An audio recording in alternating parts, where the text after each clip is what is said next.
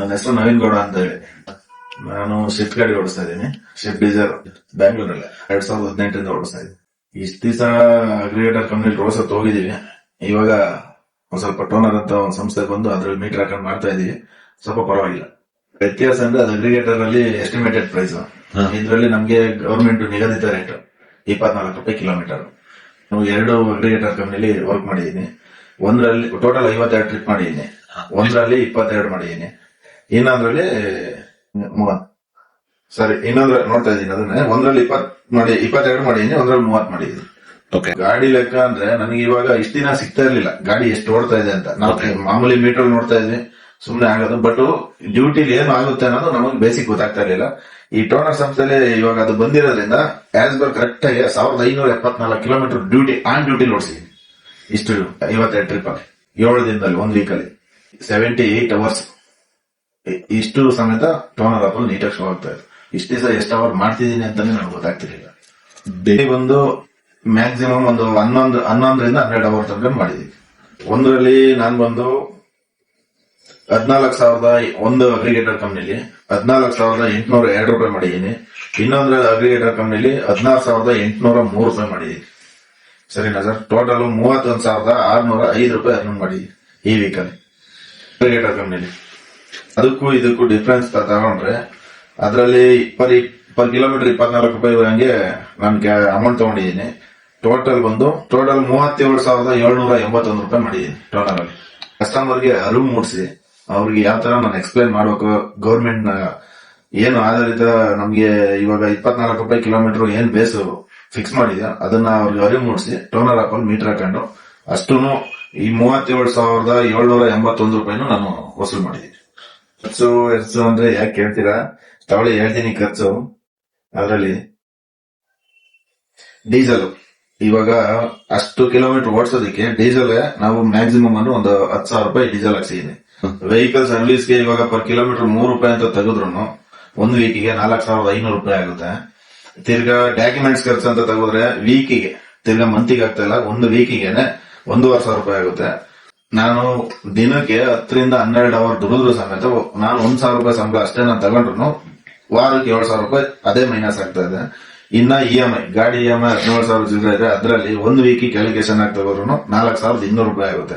ಅದರಲ್ಲಿ ಟೋಟಲ್ 27,200 ರೂಪಾಯಿ ಬರೀ ಖರ್ಚು ಗಾಡಿ ಮೇಂಟೆನೆನ್ಸ್ಗೆ ನನ್ನ ಸ್ಯಾಲರಿಗೂ ಸರಿಯಾಗಿದೆ. ಇನ್ನ ನನ್ಗೆ ಉಳ್ಕೊಂಡಿರೋದು 4,405 ರೂಪಾಯಿ ಆಸ್ ಪರ್ ಅಗ್ರಿಗೇಟರ್ ಅಲ್ಲಿ. ಏನ್ ಅಗ್ರಿಗೇಟರ್ 2 ಮಾಡಿರೋದ್ರಲ್ಲಿ ನನ್ಗೆ ಉಳ್ಕೊಂಡಿರೋದು 4,405 ರೂಪಾಯಿ. ಟೋನರ್ ಆಪ್ ಅಲ್ಲಿ ಟೋಟಲ್ ನನಗೆ 37,781 ರೂಪಾಯಿ ಆಗಿರೋದ್ರಿಂದ ನನಗೆ ಅದನ್ನು ಪ್ಲಸ್ 6,000 ಚಿಲ್ಲರೆ ನನಗೆ ಮಿಕ್ಕುತ್ತೆ. ಎಲ್ಲ ಟೋಟಲ್ ಸೇರಿ 10,581 ರೂಪಾಯಿ ನನಗೆ ಮಿಕ್ಕಿದೆ ಇವಾಗ 1 ವೀಕ್ ಅಲ್ಲಿ.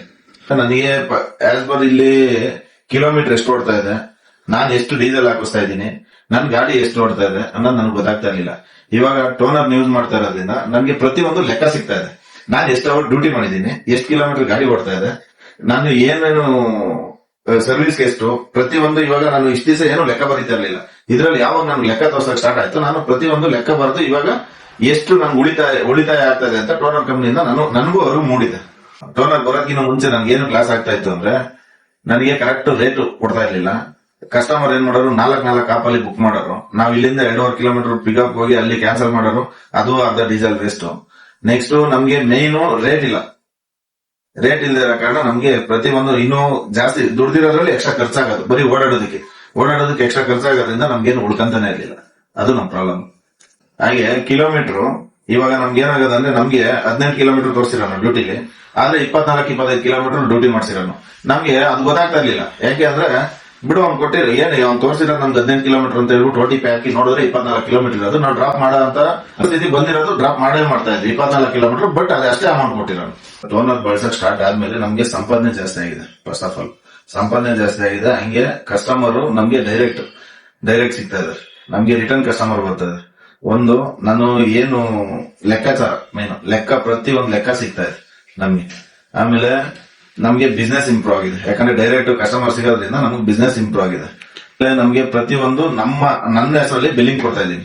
ಬಿಲ್ಲಿಂಗ್ ಕೊಡ್ತಾ ಇರೋದ್ರಿಂದ ನನಗೆ ಅದೊಂದು ಬಿಸ್ನೆಸ್ ಮಾಡೋದಕ್ಕೆ ನನಗೊಂದು ಹೆಲ್ಪ್ ಆಗ್ತಾ ಇದೆ. ನನಗೆ ಬಿಸ್ನೆಸ್ ಸ್ಟೇಟ್ಮೆಂಟ್ ಸಿಗ್ತಾ ಇದೆ. ನನಗೆ ಅವ್ರಿಗೆ ನನ್ನ ಹೆಸರಲ್ಲಿ ಬಿಲ್ಲಿಂಗ್ ಕೊಡೋದ್ರಿಂದ ನನಗೆ ಬಿಸ್ನೆಸ್ ಸ್ಟೇಟ್ಮೆಂಟ್ ಸಿಗ್ತಾ ಇದೆ. ನನಗೆ ಒಂದು ಕಿಲೋಮೀಟರ್ ನಮ್ಗೆ ತುಂಬಾ ಚೀಟಿಂಗ್ ಆಗೋದು ಪಕ್ಕ ಗೊತ್ತಾಗ್ತಾ ಇದೆ. ಇನ್ನೊಂದು ಕಸ್ಟಮರ್ ನಮ್ಗೆ ಡೈರೆಕ್ಟ್ ಸಿಗ್ತಾ ಇದೆ. ರಿಟರ್ನ್ ಕಸ್ಟಮರ್ ಅಂದ್ರೆ ರಿಟರ್ನ್ ನಮ್ಗೆ ಅಗ್ರಿಗೇಟರ್ ಕಂಪ್ನಿಗಳ ಅವಶ್ಯಕತೆ ಇಲ್ಲ, ಡೈರೆಕ್ಟ್ ನಮ್ಗೆ ಸಿಗ್ತಾ ಇದೆ. ಮೀಟರ್ ಅಲ್ಲಿ ಕಸ್ಟಮರ್ ಬರ್ತಾ ಇದಾರೆ. ಇವಾಗ ನಾನು ಜಸ್ಟ್ ಎಕ್ಸಾಂಪಲ್ ಏರ್ಪೋರ್ಟ್ ಹೋಗಿದ್ದೀನಿ, ನಾನು ಅಲ್ಲಿ ಯಾವ್ದೇ ಅಗ್ರಿಗೇಟರ್ ಕಂಪ್ನಿ ಹಾಕೊಂಡ್ ಬರ್ತಾ ಇಲ್ಲ, ಡೈರೆಕ್ಟ್ ಕಸ್ಟಮರ್ ನಾನು ಹಾಕೊಂಡ್ ಬರ್ತಾ ಇದ್ದೀನಿ, ಕೈ ಅಡ್ಡ ಹಾಕಿ ಕರ್ಕೊಂಡ್ ಬರ್ತೀನಿ. ನನಗೆ ಬುಕಿಂಗ್ ಅವಶ್ಯಕತೆನೂ ಇಲ್ಲ, ಅಗ್ರಿಗೇಟರ್ ಕಂಪ್ನಿಗಳ ಅವಶ್ಯಕತೆನೂ ಇಲ್ಲ. ವ್ಯಾಪಾರದಲ್ಲಿ ಲಾಭ ನಷ್ಟ ಪ್ರತಿಯೊಂದು ಪಿನ್ ಟು ಪಿನ್ ನನಗೆ ಗೊತ್ತಾಗ್ತಾ ಇದೆ. ಯಾವ ತರ ಬಳಸಬೇಕು ಅಂದ್ರೆ ಅದನ್ನ ಯೂಸ್ ಮಾಡೋದಾಗ್ಲೇ ಗೊತ್ತಾಗೋದು. ಯಾವ ತರ ಬಳಸಬೇಕು ಅಂದ್ರೆ ಅದನ್ನ ಡೌನ್ಲೋಡ್ ಮಾಡ್ಕೊಂಡು ಫಸ್ಟ್ ಅದನ್ನ ಲಾಗಿನ್ ಆಗಿ ಒಂದೆರಡು ಟ್ರಿಪ್ ನೀವು ಅಗ್ರಿಗೇಟರ್ ಕಂಪ್ನಿಲೇ ಮಾಡ್ತಾ ಇರಿ.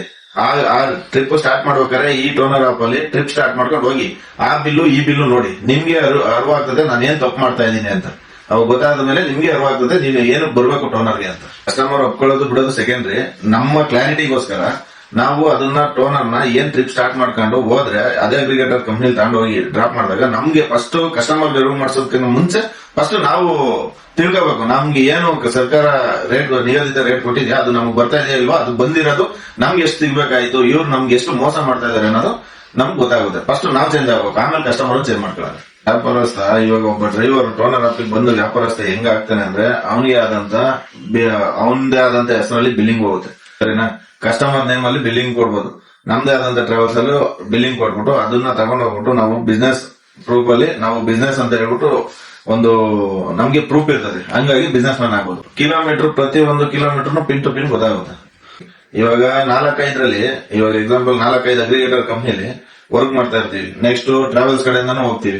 ಇವೆಲ್ಲದರಲ್ಲೂ ಮಾಡೋದನ್ನು ಅಗ್ರಿಗೇಟ್ ಯಾವ್ದೇ ಡ್ಯೂಟಿ ತಗೊಂಡ್ರು ಟೋನರ್ ಅಲ್ಲಿ ಟ್ರಿಪ್ ಸ್ಟಾರ್ಟ್ ಮಾಡ್ಕೊಂಡು ಹೋದ್ರೆ ಒಂದೇ ಆಪ್ ಅಲ್ಲಿ ನೀನ್ ಎಲ್ಲಿ 4-5 ಕಂಪ್ನಿ ಮಾಡೋದ್ರು ಒಂದೇ ಆಪ್ ಅಲ್ಲಿ ನಮ್ಗೆ ಲೆಕ್ಕ ಸಿಗುತ್ತೆ. ಲೆಕ್ಕ ಒಂದೇ ಕಡೆ ಇರುತ್ತೆ, ನಮಗ್ ಪಕ್ಕ ಲೆಕ್ಕ ಸಿಗುತ್ತೆ. ಕಸ್ಟಮರ್ ಕೊಡೋ ಬಿಲ್ಲು ಬ್ಯಾಂಕ್ ಅಲ್ಲಿ ಬರೋ ಸ್ಟೇಟ್ಮೆಂಟ್ ಎರಡೂ ಒಂದ್ ಮ್ಯಾಚ್ ಆದ್ರೆ ನಮ್ಗೆ ಇನ್ಕಮ್ ಸ್ಟೇಟ್ಮೆಂಟ್ ಆಗಿ ಬದಲಾಗುತ್ತೆ. ಅದು ನಮ್ಗೆ ಪ್ಲಸ್ ಪಾಯಿಂಟ್. ಮೀಟರ್ ಇಂದ ತುಂಬಾ ಬದಲಾವಣೆ ಆಗುತ್ತೆ. ಯಾಕಂದ್ರೆ ನನಗೇನೆ ಇವಾಗ ಒಂದ್ ವೀಕ್ ಅಲ್ಲಿ 6,000 ರೂಪಾಯಿ ನನ್ಗೆ ಸೇವ್ ಆಗಿದೆ ಅಂದ್ರೆ ತಿಂಗಳಿಗೆ ಎಷ್ಟಾಗುತ್ತೆ ಅಂತ ನೀವೇ ಕ್ಯಾಲ್ಕುಲೇಷನ್ ಹಾಕಿ 24,000 ರೂಪಾಯಿ ಸೇವ್ ಆಗುತ್ತೆ. ಇದೇ ತರ ಡ್ಯೂಟಿ ಮಾಡ್ತೀವಿ ಅಂತ ಹೇಳಕ್ಕಲ್ಲ, ಅಟ್ಲೀಸ್ಟ್ ಒಂದು ಈ ವಾರ 6,000, ನೆಕ್ಸ್ಟ್ ವಾರ ಒಂದು 5,000 ಅಂದ್ರೂ ನಮ್ಗೆ ಇವತ್ತು ನನಗೆ 10,000 40,000 ನಂದು ಇವಾಗ ಇರೋದು 60-70,000 ಕಮಿಟ್ಮೆಂಟ್ ಇದೆ. ಅದ್ರ ಜೊತೆಗೆ ಇದೊಂದು ಸ್ವಲ್ಪ ಸಪೋರ್ಟ್ ಆಗುತ್ತೆ. ಸಂಪಾದನೆ ತುಂಬಾ ಜಾಸ್ತಿ ಆಗ್ತದೆ ಸರ್. ಸರ್ಕಾರದಿಂದ 100% ಆಗ್ಲೇಬೇಕು. ಫಿಸಿಕಲ್ ಮೀಟರ್ ಇವಾಗ ನಾನು 6,000-7,000 ಕೊಟ್ಟು ಹಾಕೊಳಕ್ ಆಗಲ್ಲ. ನನಗೆ ಫ್ರೀ ಆಗಿ ಮೊಬೈಲ್ ಮೀಟರ್ ಸಿಗ್ತಾ ಇದೆ. ಅದರಲ್ಲಿ ನಾನು ಇವಾಗ ಏನ್ ಸರ್ಕಾರ ನಿಗದಿತ ಅಮೌಂಟ್ ಇದೆಯೋ ಅದೇ ಕರೆಕ್ಟ್ ಆಗಿ ಬರ್ತಾ ಇರೋದ್ರಿಂದ ನನ್ಗೆ ಅದೇ ಸಾಕು. Kilometre pin to pin correct ಆಗಿ ಬರ್ತಾ ಇದೆ. ಮೊಬೈಲ್ ಮೀಟರ್ ಕನ್ವೀನಿಯಂಟ್ ಆಗಿದೆ.